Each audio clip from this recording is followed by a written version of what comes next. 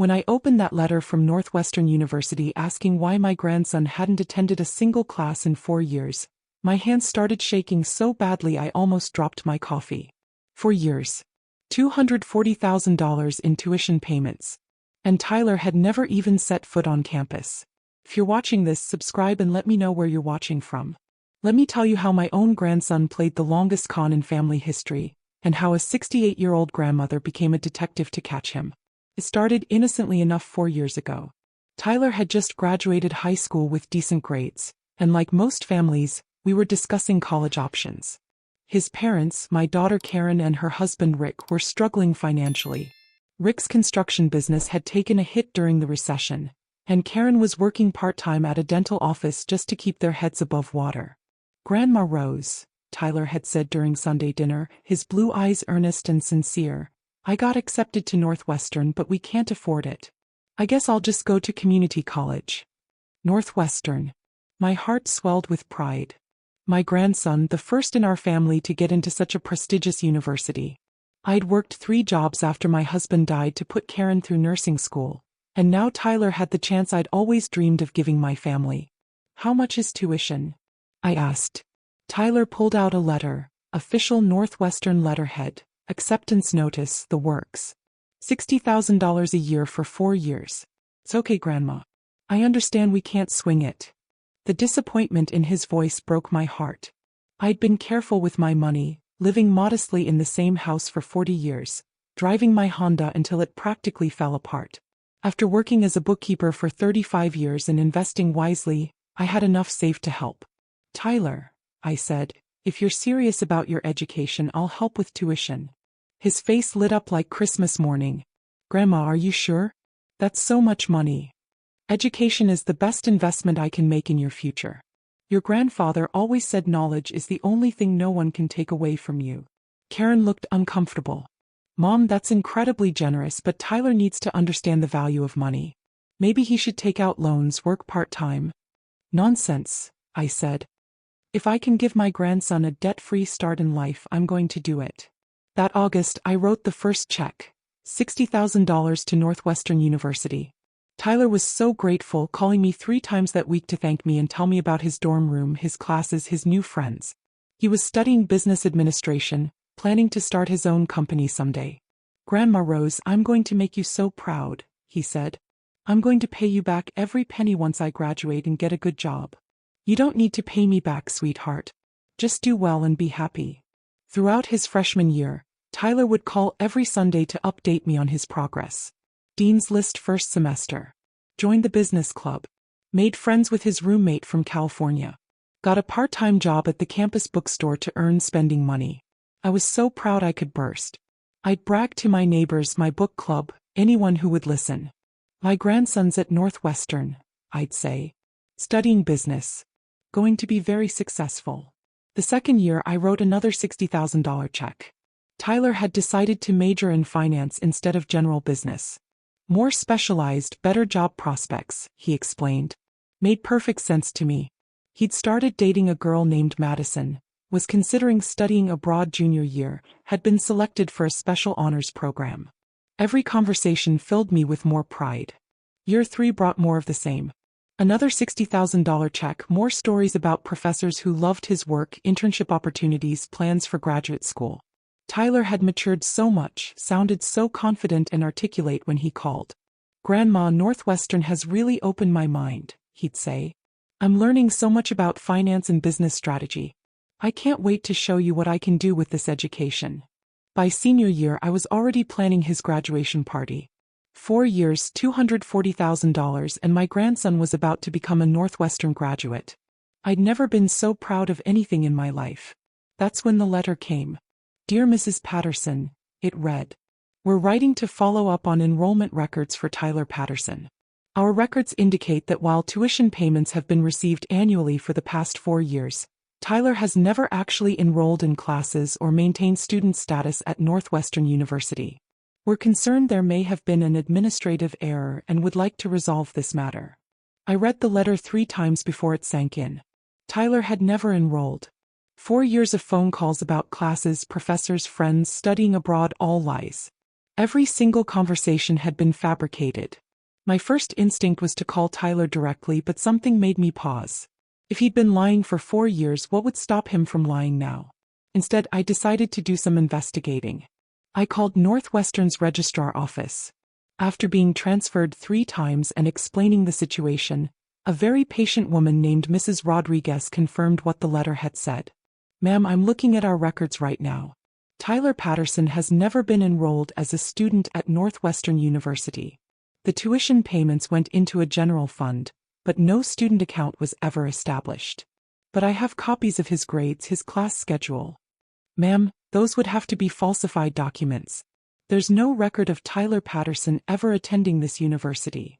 After hanging up, I sat in my kitchen for an hour trying to process what I'd learned. For 4 years, Tyler had been taking my money and living some other life entirely. But where was he? What had he been doing? And more importantly, where was my $240,000?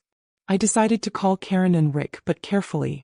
I didn't want to accuse Tyler outright until I had more information. "Karen's mom. I was wondering, have you visited Tyler at Northwestern recently?" "No, Mom, you know how busy we've been. Tyler's always said the campus is far and he'd rather use breaks to come home and see family." "When was the last time you talked to him about his classes?" "I don't know, maybe last month. He called to thank us for the care package I sent." "Why? What about his address? Do you have his current address at school?" Karen paused. "You know, Tyler always just gives us his cell phone number. He said dorm addresses change every semester and it's easier to just call." Red flags were multiplying by the minute. I tried a different approach. "Has Tyler mentioned any specific professors by name? Or talked about specific classes he's enjoying?" "Mom, what's with all the questions? Tyler's doing great at Northwestern. He made Dean's List last semester, remember?" "Dean's List. Another lie. How many others had there been?" That evening I drove to Karen and Rick's house. I found them in the living room watching TV, looking relaxed and happy. About to be anything but. "I need to show you something," I said, handing Karen the letter from Northwestern. She read it twice, her face growing pale. "This has to be a mistake. Tyler's been at Northwestern for 4 years. I called the registrar. He's never been enrolled." Rick leaned over to read the letter. "What do you mean never enrolled? We've been hearing about his college life for years." "Rick, every single story Tyler has told us about college has been a lie. The classes, the professors, the friends, the dorm room, none of it exists." Karen started crying. "Where has he been? What has he been doing with all that money?" That was the question that would keep me awake for the next several nights. Where was Tyler, and what had he done with $240,000 of my life savings? I spent the next week gathering information like a detective. I called Tyler's high school to verify his graduation. That part was real. I checked with the post office about mail forwarding. Tyler had a P.O. box in the city, about 2 hours away from Northwestern's campus. I hired a private investigator named James Mitchell, recommended by my attorney. James was a former police detective who specialized in financial fraud cases. "Mrs. Patterson," he said after I explained the situation, "what you're describing is a classic long-term fraud. The fact that he maintained the deception for 4 years suggests this was carefully planned. What kind of life could he have been living with my money? We'll find out. Do you have any recent photos of Tyler? Any information about his social media presence?" I realized I knew embarrassingly little about Tyler's current life. No social media accounts that I knew of, no photos from college, no friends I'd ever met. He'd kept his 2 lives completely separate. Within a week, James had preliminary findings. Tyler was living in a luxury apartment in downtown Chicago, driving a BMW, and apparently had been telling his friends and roommates that he was a trust fund kid whose grandmother had died and left him money. "His grandmother died?" I asked James. "That's the story he's been telling people. According to neighbors, he doesn't work but always has money for expensive restaurants, trips, designer clothes. My dead grandson had been living a lie so elaborate that he'd killed me off in his version of events. The betrayal cut deeper than I'd thought possible." "There's more," James continued. "Tyler has a girlfriend, Madison. That part was true. She thinks he inherited millions from his deceased grandmother. They've been talking about getting married." "He's planning to get married?" "There's also evidence he's been gambling heavily. Casino records show significant losses over the past 2 years. Your money hasn't just been funding a fake lifestyle, it's been financing a gambling addiction. The pieces were falling into place.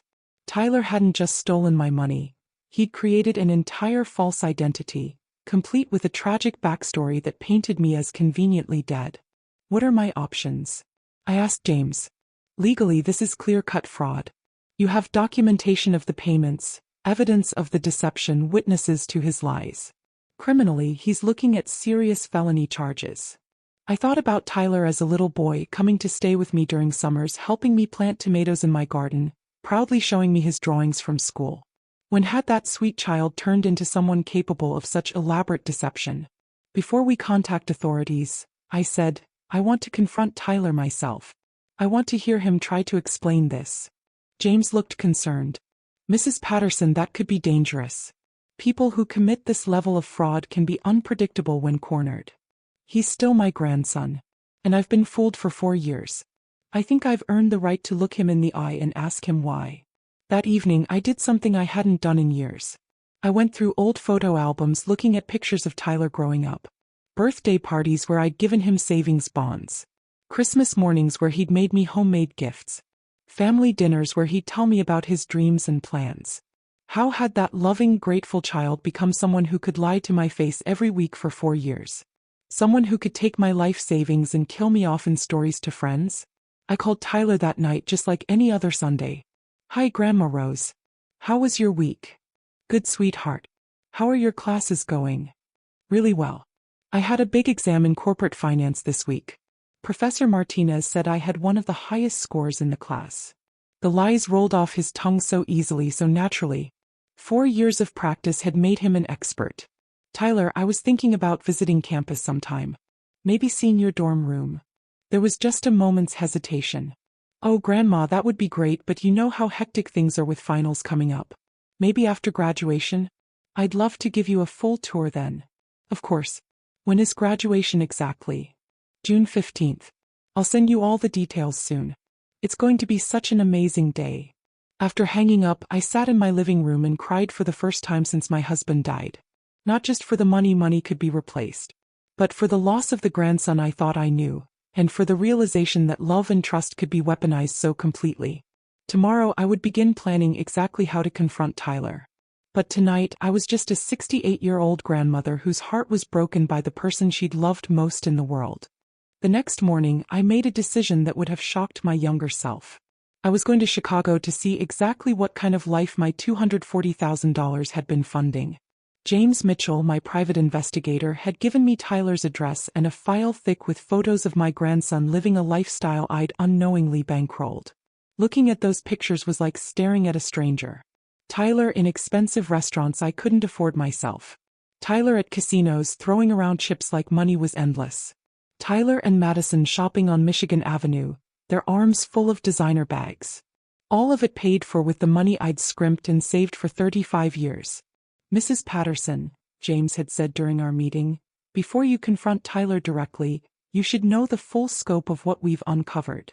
He spread financial records across his desk like a prosecutor presenting evidence. Bank statements, credit reports, casino records, rent receipts. The picture they painted was worse than I'd imagined. Tyler has been living in a $3,000 a month apartment for 3 years. The lease is signed as Tyler Patterson, Trust Fund Beneficiary. He's told the landlord he inherited money from his deceased grandmother. Deceased grandmother. Every time I heard that phrase, it felt like a knife twisting in my chest. His spending patterns show approximately $20,000 per year on gambling, $15,000 on car payments and insurance for a BMW, $12,000 annually on restaurants and entertainment. The rest has been going to rent, designer clothes, and expensive gifts for Madison. I did the math in my head. Tyler had been spending roughly $60,000 per year, exactly the amount I'd been sending for tuition. Not a penny had been saved or invested. Every dollar I'd sacrificed for his education had gone to fund a lifestyle of lies. There's something else, James continued. Tyler has been applying for credit cards using his fake trust fund story as collateral. He's accumulated about $40,000 in additional debt, expecting his inheritance to continue. What happens when the money stops? That's what I'm worried about. People who live this far beyond their means often become desperate when the funding disappears. Tyler has no job skills, no education, no legitimate source of income. He's built a house of cards that's about to collapse. I thought about Tyler's weekly phone calls, his easy lies about professors and classes. How had I raised someone capable of such elaborate deception? How had Karen and Rick's sweet little boy turned into a con artist who could lie to my face for 4 years? James, I want to see his apartment building. I want to understand the life he's been living. Mrs. Patterson, I don't recommend direct surveillance. If Tyler spots you, he won't recognize me in the city. I've never visited him there, remember? As far as he knows, I'm just a small-town grandmother who stays home and sends checks. That afternoon, I drove to Chicago wearing sunglasses and a hat I'd borrowed from my neighbor. I felt ridiculous, like a character in a spy movie, but I needed to see Tyler's world with my own eyes. His apartment building was everything I'd expected and worse. A sleek high-rise with a doorman, valet parking, and a fountain in the lobby. The kind of place young professionals with six-figure salaries lived. Not the kind of place a college student should be able to afford. I sat in my Honda across the street for 2 hours watching the building. At 3:30, Tyler emerged wearing clothes that probably cost more than my monthly grocery budget. He handed keys to the valet, who brought around a silver BMW that gleamed in the afternoon sun. Watching my grandson climb into that car, I felt a mixture of rage and heartbreak that nearly overwhelmed me. This wasn't the Tyler I'd helped raise. This was a stranger wearing my grandson's face, living a life built on lies and funded by my sacrifice. I followed him at a distance as he drove to an upscale shopping center. Tyler met Madison outside a jewelry store, kissing her like they hadn't seen each other in weeks. She was beautiful, blonde, well-dressed, clearly accustomed to expensive things. She had no idea she was dating a fraud whose lifestyle was funded by his supposedly dead grandmother. They spent an hour in the jewelry store. I watched through the window as Tyler examined engagement rings, Madison pointing excitedly at different options. The sales associate was showing them pieces that started at $10,000. My stomach churned as I realized Tyler was planning to propose to Madison using my money to buy the ring. When they left the jewelry store, I followed them to dinner at a restaurant I'd read about in magazines but never dreamed of affording. The kind of place where appetizers cost more than I usually spent on entire meals. Through the window, I watched Tyler order wine that probably cost $200 a bottle, chatting animatedly with Madison about their future together. Their future, built on lies about his past and funded by stealing from mine. I called James from my car. I need you to find out more about Madison. Does she know Tyler's financial situation? Is she part of the con? I'll look into it. But Mrs. Patterson, you need to be careful. Following Tyler could complicate any legal proceedings. I'm not following him. I'm researching my investment. That evening, I drove home with more questions than answers. Tyler wasn't just stealing my money, he was building an entire life based on lies. The engagement ring, the apartment, the car, the lifestyle. All of it would crumble the moment I stopped sending checks. But there was something else bothering me. Tyler's confidence, his ease with the lies, the sophisticated nature of his deception. This wasn't the impulsive mistake of a young man in over his head. This was planned, systematic fraud that had been refined over 4 years. The next morning, I called Northwestern's financial aid office with a different approach. This is Rose Patterson. My grandson Tyler has been attending your university for 4 years, and I've been paying his tuition directly. I'm trying to reconcile some financial records and wondered if you could confirm the payment dates. The woman on the phone was helpful and patient. Mrs. Patterson, I can see the payments in our system. 4 annual payments of $60,000 each. But I have to tell you, those payments weren't applied to any student account. They went into our general scholarship fund. What does that mean? It means someone submitted fake enrollment paperwork with your payment information. Your money has been helping other students through our scholarship program, but Tyler Patterson has never been a student here. The irony was almost funny. My money had been funding other people's legitimate educations while Tyler used my love to finance his lies. Ma'am, you should know that this kind of fraud isn't uncommon. We see cases where family members are deceived about a student's enrollment status. Usually, the person committing the fraud has some way of intercepting official communications. That explained why I'd never received any official correspondence from Northwestern. Tyler had made sure his fake student ID and address were on file for all communications. I spent the next week gathering more evidence. James had discovered that Tyler had been using my name and financial information to establish credibility for his trust fund story. Bank statements with my account numbers blacked out but the balance visible. Investment records that showed my savings without revealing the source. Mrs. Patterson, Tyler has essentially been using your financial stability as collateral for his lies. People believe he's wealthy because he can prove his deceased grandmother was wealthy. The sophistication of the deception was staggering. Tyler hadn't just stolen my money, he'd stolen my identity to make his lies more believable. What about Madison? What have you found out about her? James consulted his notes. Madison Williams, 24, works as a marketing coordinator for a small firm. Makes about $35,000 a year. Lives in a modest apartment on the South Side. Her friends describe her as sweet but naive about money. I don't think she's part of the con. She really believes Tyler inherited millions? From what I can tell, yes. Tyler has shown her trust fund documents that are incredibly sophisticated forgeries. Bank statements, investment summaries, legal paperwork. Madison thinks she's marrying into wealth. I thought about Madison's excited expression as she looked at engagement rings. The poor girl had no idea she was planning a future with a con artist whose funding was about to disappear. James, I want you to arrange a meeting with Tyler. Don't tell him what it's about, just that I want to see him. Are you sure? Once you confront him, there's no going back. Your relationship will never be the same. My relationship with Tyler had been destroyed the moment he decided to steal from me and lie about it for 4 years. The person I'd loved and trusted was either gone or had never existed in the first place. I need to look him in the eye and hear him try to explain this. I need to understand how someone I raised could do this to me. What about your daughter and her husband? Do they know you've been investigating? I hadn't told Karen and Rick about the private investigator or my trip to Chicago. They were already devastated by the discovery that Tyler had never attended college. Learning about the BMW, the expensive apartment, the gambling, and the fake engagement would destroy them completely. I'll tell them everything once I've confronted Tyler. They deserve to know the truth, but I need to get it from him first. That evening, I called Tyler for our usual Sunday conversation. Knowing what I now knew made every word he said feel like acid in my ears. Grandma Rose. How are you doing? I'm fine, sweetheart. How was your week? Crazy busy. Professor Martinez assigned a huge project on market analysis, and I've been in the library every night. But I think I'm really getting the hang of advanced finance theory. The lies rolled off his tongue so smoothly. 4 years of practice had made him a master. Tyler, I was thinking it might be nice to see you before graduation. Maybe you could come home for a visit. That sounds great, Grandma. I've been meaning to come home anyway.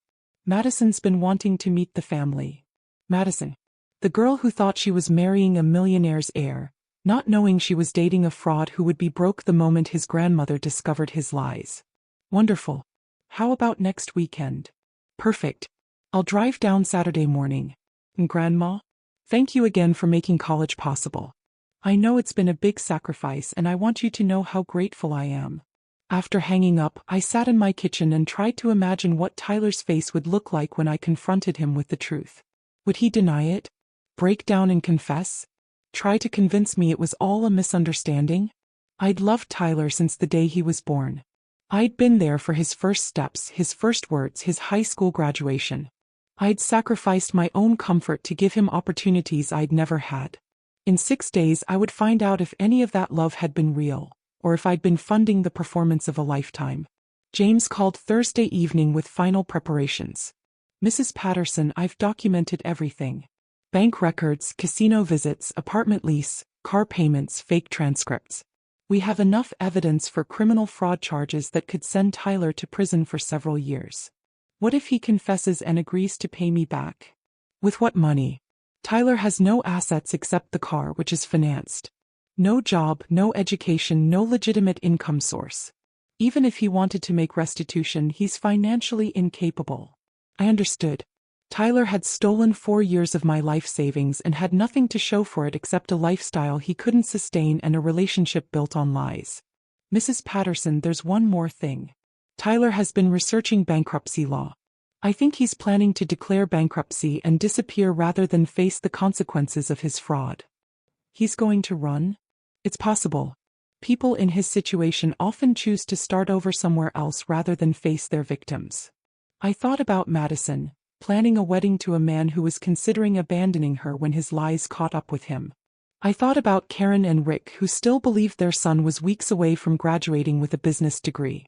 I thought about myself, a 68-year-old woman who'd given everything to help her grandson succeed, only to discover I'd been funding his transformation into a criminal. Saturday morning, Tyler would drive home in his BMW, probably rehearsing lies about his final semester and graduation plans. He had no idea that his grandmother had become a detective, or that his 4-year con was about to come crashing down. But I knew. And I was ready. Saturday morning arrived gray and drizzly, the kind of weather that made everything feel ominous. Perfect for what I had planned. I'd spent the week preparing for this confrontation like a lawyer preparing for trial. Documents organized, evidence ready, witnesses on standby.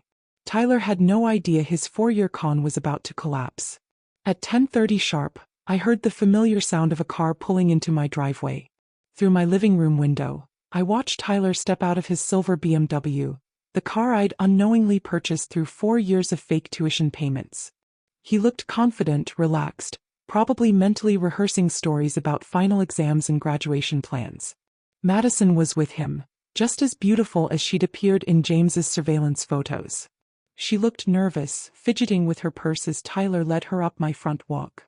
The poor girl had no idea she was about to witness her boyfriend's complete unmasking. "Grandma Rose," Tyler called out as I opened the door, sweeping me into a hug that felt like betrayal disguised as affection. "I've missed you so much. And this is Madison, I've told her so much about you." Madison smiled shyly, extending her hand. "Mrs. Patterson, Tyler talks about you constantly. Thank you so much for making his education possible. He's so grateful for everything you've done." I shook her hand, looking into her innocent eyes, knowing that in about 30 minutes this sweet girl's world was going to shatter. "Please call me Rose. Come in, both of you." I led them to my living room, where I'd arranged the furniture to face the couch where they'd be sitting. James Mitchell sat in my recliner, his investigator credentials and thick file folder prominently displayed on the coffee table. Tyler's smile faltered when he saw James. "Grandma, who's this?" "Tyler, Madison, this is James Mitchell. He's a private investigator I hired to look into some concerns I've been having." The color began draining from Tyler's face. Madison looked confused, glancing between Tyler and James like she was trying to solve a puzzle with missing pieces. "I don't understand," Madison said. "What kind of concerns?" I sat down across from them, my hands folded in my lap. I'd practiced this moment all week, but now that it was here, my heart was pounding so hard I was sure they could hear it. "Tyler," I said quietly, "tell Madison about your classes this semester." Tyler's Adam's apple bobbed as he swallowed hard. "Grandma, what's this about?" "Answer the question. Tell Madison about Professor Martinez and your corporate finance class." We were just talking about that in the car. Heavy course load this semester, lots of projects." "Tyler." James opened his file folder and pulled out a document. "This is a letter from Northwestern University's registrar office. Would you like me to read it aloud?" Tyler's breathing had become shallow. Madison was staring at him with growing concern. "Tyler, what's going on?" I picked up the letter and read, "Tyler Patterson has never been enrolled as a student at Northwestern University. While tuition payments have been received annually for the past 4 years, no student account was ever established." The silence that followed was deafening. Madison's face went through a series of expressions: confusion, disbelief, dawning horror. "That's impossible," she whispered. "Tyler, tell them that's impossible." Tyler's mouth opened and closed like a fish out of water. His confident facade was crumbling in real time. "Tyler," I continued, "where have you been living for the past 4 years?"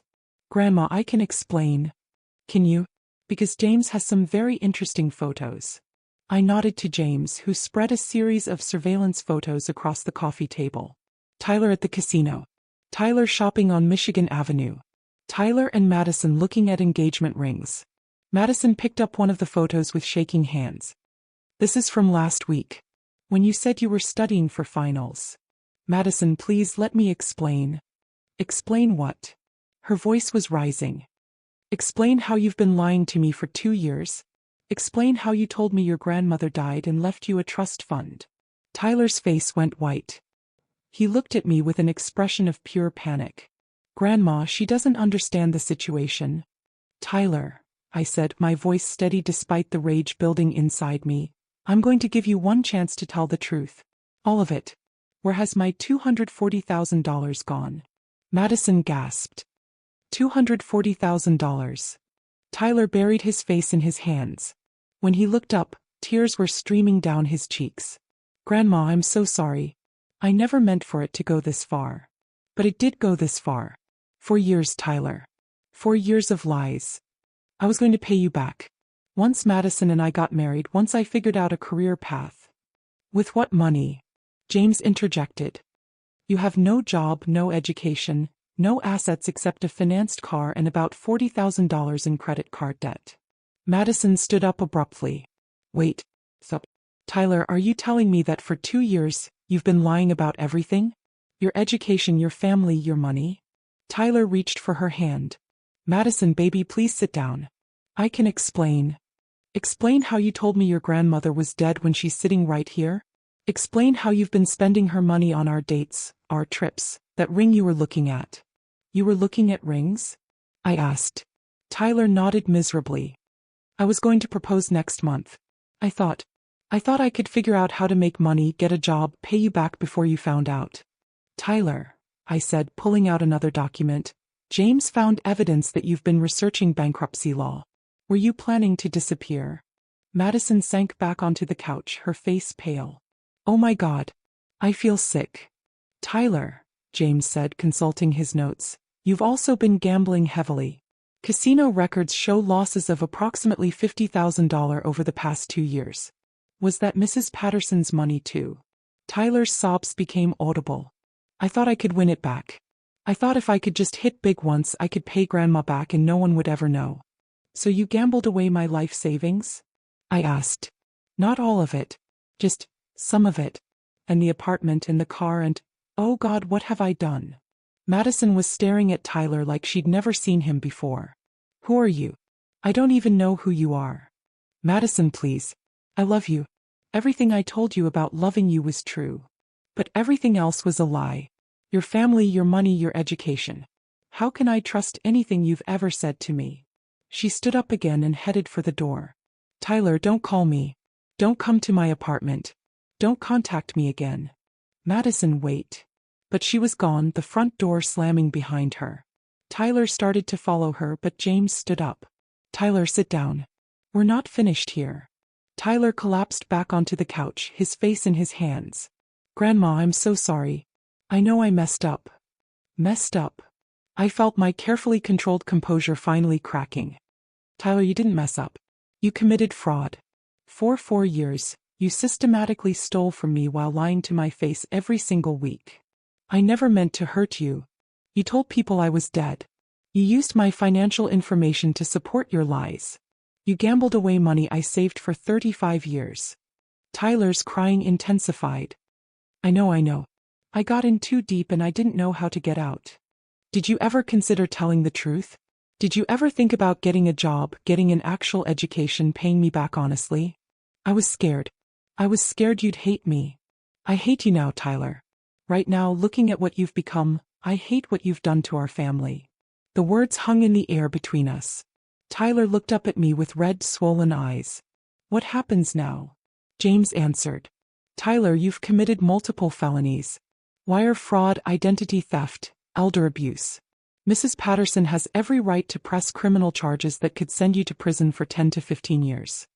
Tyler's face went ashen. Prison? Did you think there wouldn't be consequences? I asked. Did you think you could steal $250,000 and just say sorry? Grandma, please. I'll do anything. I'll get a job, I'll pay you back. With what qualifications? You have no degree, no job experience, no references that aren't based on lies. Tyler was quiet for a long moment. When he spoke, his voice was barely a whisper.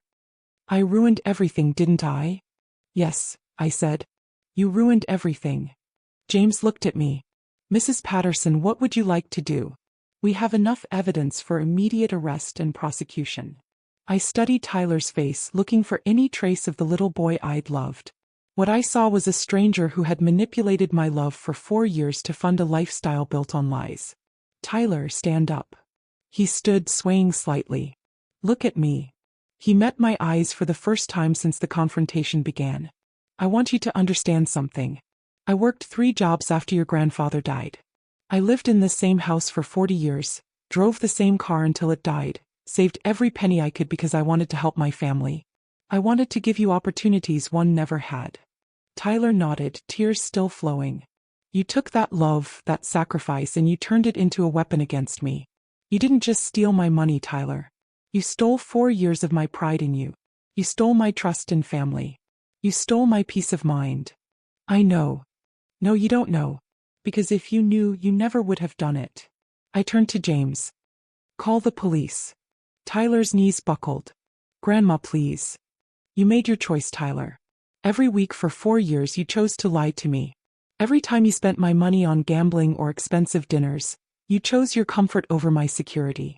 Every time you told Madison I was dead, you chose your image over our relationship. I can change. I can be better. Maybe you can. But you'll have to do that from prison. The police arrived 20 minutes later. Detective Sarah Morgan took statements from James and me while her partner read Tyler his rights.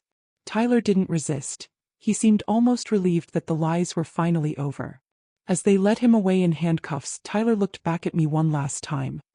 Grandma, I really am sorry. I know you are, Tyler. But sorry doesn't give me back 4 years of my life, and it doesn't give Madison back 2 years of hers. After the police left, I sat in my living room with James, surrounded by evidence of my grandson's betrayal. Mrs. Patterson, I know this was difficult. James, can I ask you something? In your experience, do people like Tyler ever really change? James considered the question carefully. Some do. Prison can be a wake-up call for young people who've made terrible choices. But Mrs. Patterson, Tyler didn't make a mistake. He created and maintained an elaborate fraud for 4 years. That level of deception requires a certain mindset. You think he's a sociopath? I think he's someone who became very comfortable lying to people who loved him. Whether that's something he can change, I honestly don't know. 3 months later, I attended Tyler's sentencing hearing. He'd pled guilty to multiple counts of fraud and was sentenced to 5 years in federal prison, with restitution ordered for the full $240,000 plus interest. Karen and Rick were devastated but supportive of my decision to prosecute. Mom, Karen had said, Tyler is our son and we love him, but what he did to you was unforgivable. Maybe prison will teach him that actions have consequences. Madison had started therapy to deal with the trauma of discovering her entire relationship had been built on lies. She'd sent me a letter thanking me for exposing Tyler before their planned engagement. I can't imagine how much worse this would have been if we'd gotten married, she wrote. The restitution would take years to collect, if ever. Tyler would likely spend his 20s in prison and emerge with no assets, no education, and a felony record. The money I'd saved to help him succeed had instead destroyed his future. 6 months after Tyler's sentencing, I made a decision that surprised everyone, including myself. I enrolled in community college to finish the degree I'd never completed when I was young. At 69, I was finally getting the education I'd sacrificed to provide for others. Mrs. Patterson, my psychology professor said after class one day, you're our oldest student, but you ask the most insightful questions about family dynamics and trust. I've had some recent education in those areas, I replied. The money Tyler stole was gone, probably forever. But I'd learned something valuable in the process. I'd learned that love without boundaries isn't love at all, it's enabling. I'd learned that trust, once broken at this level, can never be fully repaired. And I'd learned that sometimes the people we love most are capable of hurting us in ways we never imagined possible. Tyler writes me letters from prison. I don't read them anymore. Karen reads them and tells me he's doing well, working in the prison library, taking correspondence courses, supposedly committed to making amends. Maybe he's really changing. Maybe prison has taught him the value of honesty and hard work. Maybe he'll emerge in a few years as someone capable of rebuilding his life without lying and stealing. But that's his journey now, not mine. My journey is learning to trust again selectively and carefully. My journey is finishing my education and building a life that doesn't revolve around sacrificing for others who might not appreciate the sacrifice. I still have pictures of Tyler as a little boy on my refrigerator. The sweet child who brought me dandelions and proudly showed me his school projects. I choose to remember that Tyler because that child was real. The man who stole from me for 4 years was someone else entirely. At my graduation ceremony last spring, yes, I graduated at 70, I looked out at the audience and saw Karen and Rick beaming with pride. They'd driven 3 hours to watch their mother walk across a stage and receive the degree she'd postponed for 50 years. After the ceremony, Karen hugged me tight. "Mom, I'm so proud of you. Dad would have been proud too." "I think so," I said. "I think he would have understood that it's never too late to start over." Tyler's betrayal taught me that family bonds can be weaponized, that love can be exploited, and that trust can be shattered by the people we'd never suspect. But it also taught me that I'm stronger than I knew, smarter than people assumed, and capable of building a new life even after everything I'd planned was destroyed. I'm 70 years old now and I have a college degree, a clear understanding of my own worth, and boundaries that protect me from being taken advantage of again. Tyler's fraud cost me $240,000 and 4 years of misplaced pride. But it also gave me something I'd never had before: the knowledge that I could survive the worst betrayal imaginable and come out stronger on the other side. Sometimes the most expensive lessons are also the most valuable ones. Thanks for listening. Don't forget to subscribe and share your story in the comments. Your voice matters no matter what age you are or what you've been through.